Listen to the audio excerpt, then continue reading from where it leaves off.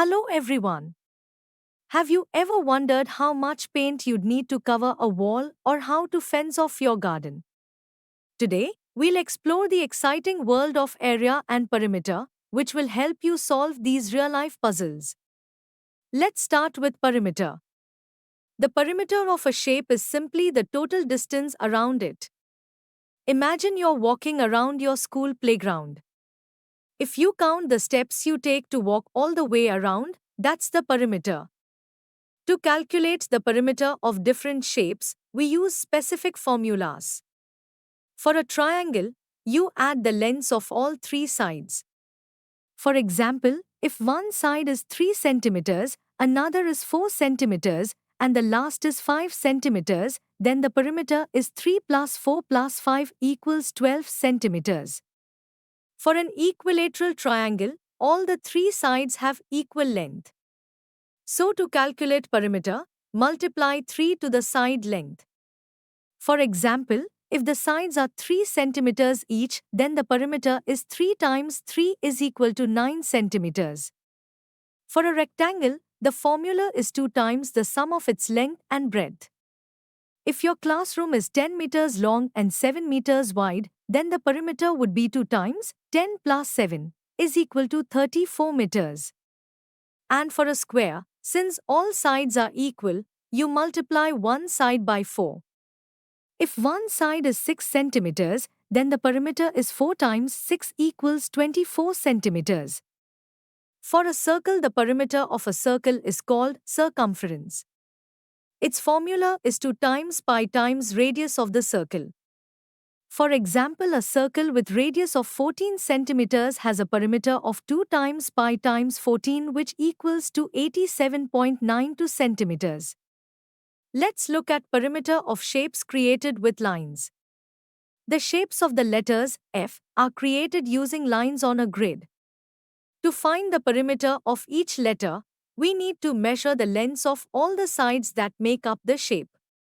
For letter, you count the number of straight units, S, and diagonal units, D.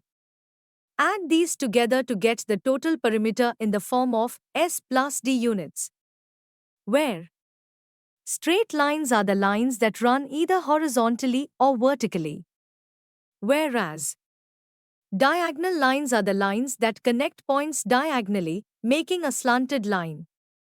For example, for this image of F in grid, there are 16 straight and 3 diagonal lines. So the total perimeter is equal to S plus D is equal to 16 plus 3 equals 19 units. Now, let's shift gears and talk about area. The area of a shape tells us how much space it covers. Think of it as how many tiles you would need to cover the floor of your room. The standard unit for area is square units. To calculate the area of different shapes, we use specific formulas. For a square, to find the area, you multiply one side by itself.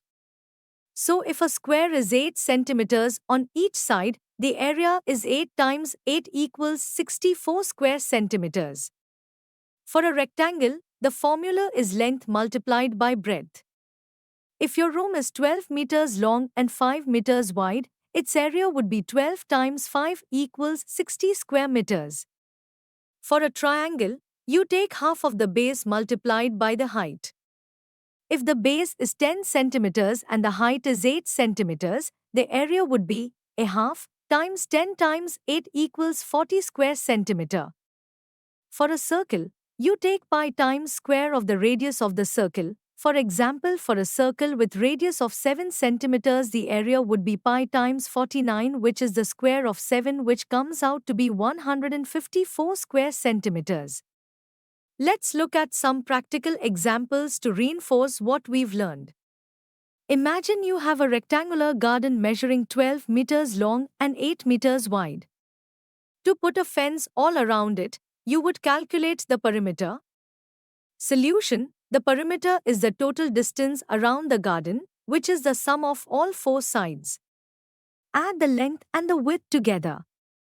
Length AB is equal to 12 centimeters.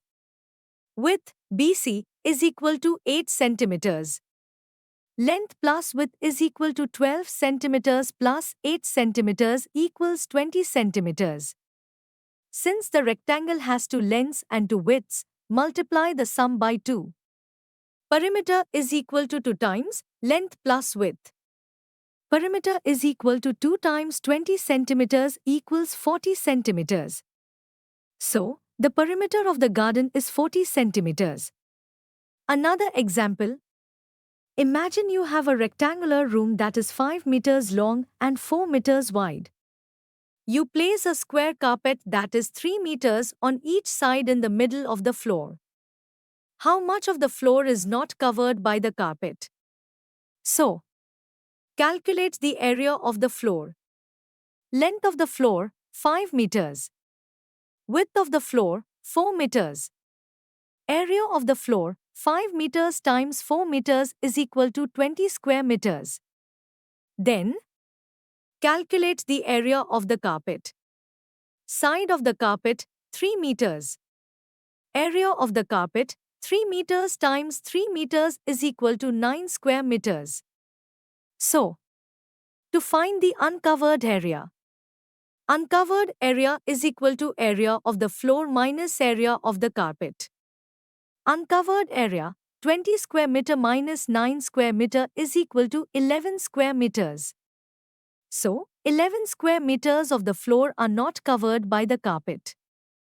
We hope that you have understood the topic. You can now study chapter notes, watch video lectures and solve MCQ tests of this chapter on EduRev to ensure you score well in your school exams.